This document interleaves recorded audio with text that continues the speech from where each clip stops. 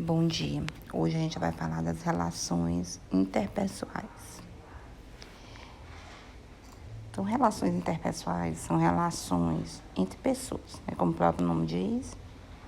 Então, as relações interpessoais são todos os contratos entre as pessoas. É a competência através do qual o indivíduo se relaciona bem com outras pessoas. Esta capacidade permite a descentralização do sujeito para interagir com outros. Então, a gente sabe que as relações interpessoais, como o próprio nome diz, são relações entre pessoas, né? É importante a gente ter relações entre as pessoas? Com certeza. Porque quando você tem relações entre pessoas, mostra a capacidade que uma pessoa tem para entender as intenções, as motivações, os desejos alheios. E, em consequência, a sua capacidade para trabalhar eficazmente com outras pessoas. Principalmente no nosso curso, né, que é o curso da saúde, nós devemos ter essas relações bem definidas, porque caso contrário, nosso objetivo, que é cuidar, ele não vai ser aceito.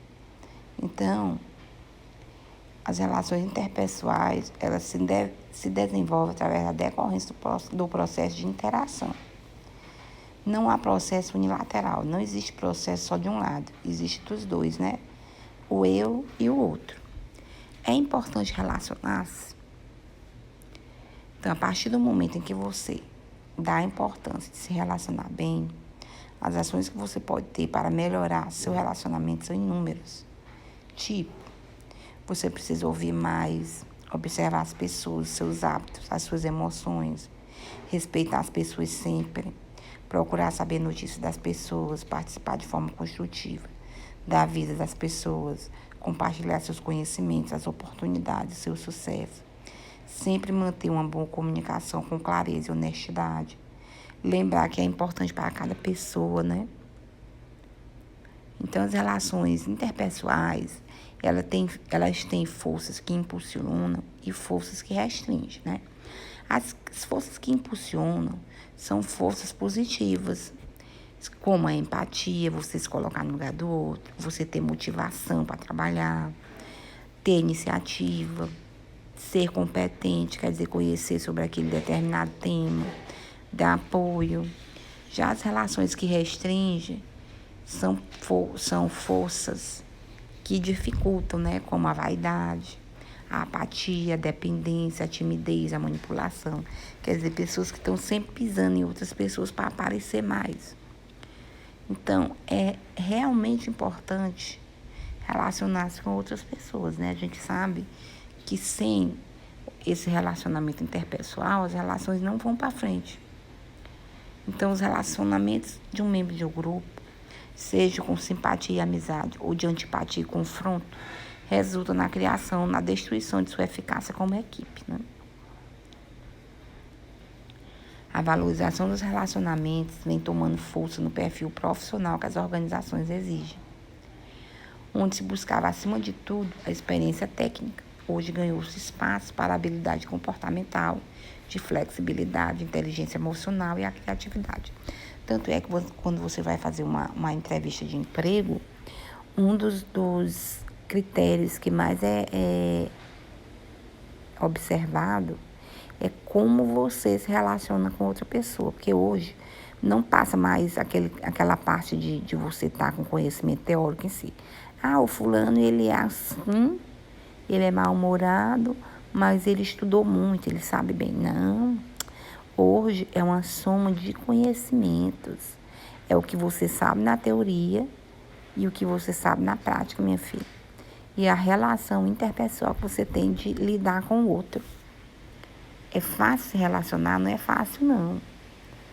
Primeiro, você tem que conhecer o lugar do outro. Você tem que se colocar no lugar do outro. Então, por isso que é importante você ter empatia, né? A gente sabe que na nossa equipe de saúde, ela é multiprofissional. Nós temos a figura do enfermeiro, que o enfermeiro geralmente fica no topo, ele fica gerenciando, supervisionando. Então, ligado ao enfermeiro, nós temos o médico, o fisioterapeuta, assistente social, auxiliar de enfermagem, o nutricionista, o técnico de laboratório, o farmacêutico, o técnico de raio-x, o bioquímico, o assistente social, né? Então, é uma equipe multidisciplinar. Mas se você observar, geralmente o enfermeiro fica ali no topo, porque o enfermeiro ele tem o papel de gerenciar aquelas relações, né? Para desenvolver a sensitividade social e a flexibilidade de comportamento, nós precisamos ter melhor conhecimento de si próprio e de outros tipos de comportamento e atividade, em razão de conflitos interiores que não conseguimos resolver. Devemos ter uma melhor compreensão dos outros, interpretando pelo que eles são e não pelo que desejaríamos que eles fossem.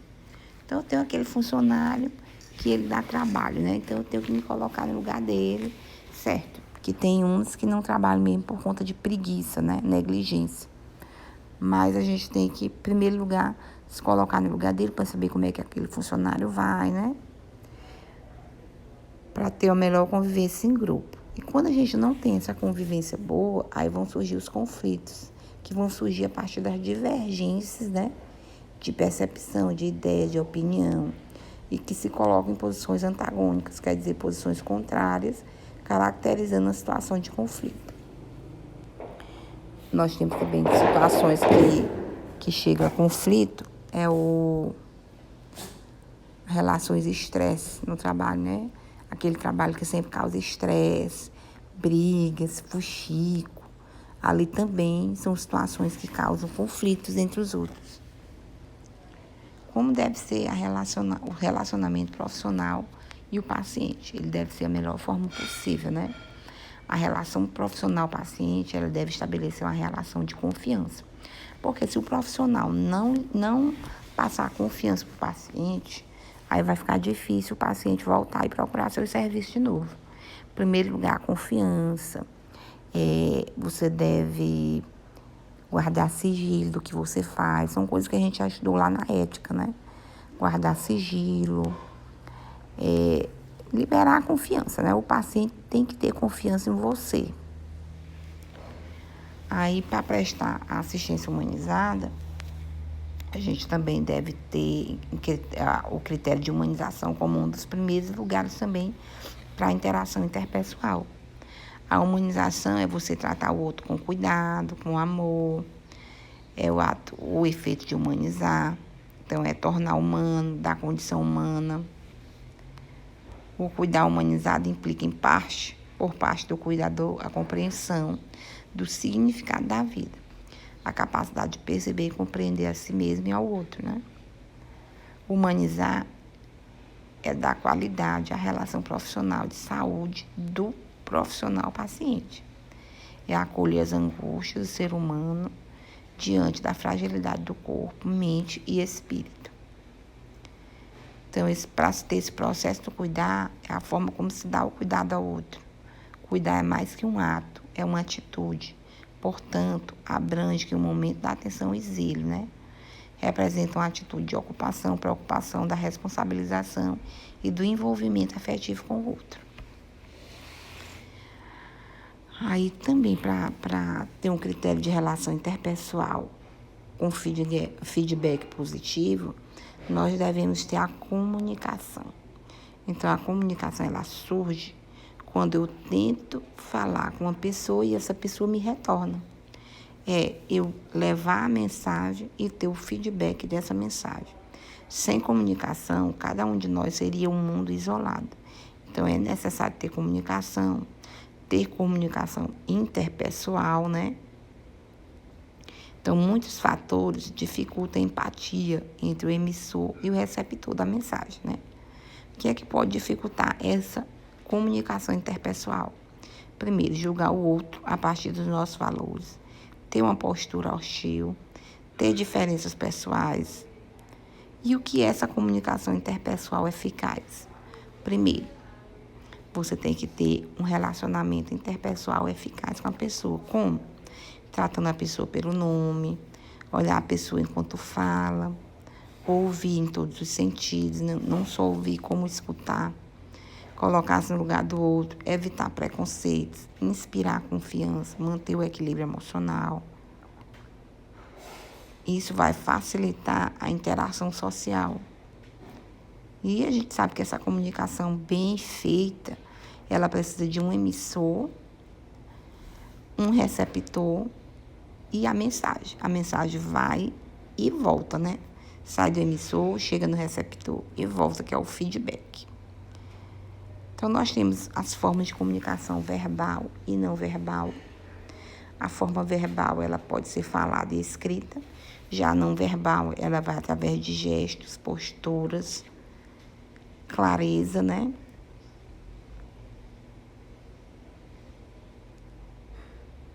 Então, para se ter a comunicação, é preciso ter um clima favorável para a comunicação, como ouvir atenciosamente, transmitir aceitação da informação, ter o sigilo, ter um ambiente adequado. Tão importante quanto conhecer a doença que o homem tem, é conhecer o homem que tem a doença. Então, minha gente, para se ter uma boa relação interpessoal, a gente sabe que a gente tem que ter uma boa comunicação, um bom feedback da nossa mensagem, do que a gente quer transmitir para os pacientes, né? Então, por hoje é só. Vamos dar uma lida no material escrito e muito obrigada. Fazer a atividade e nos enviar, tá bom? Muito obrigada.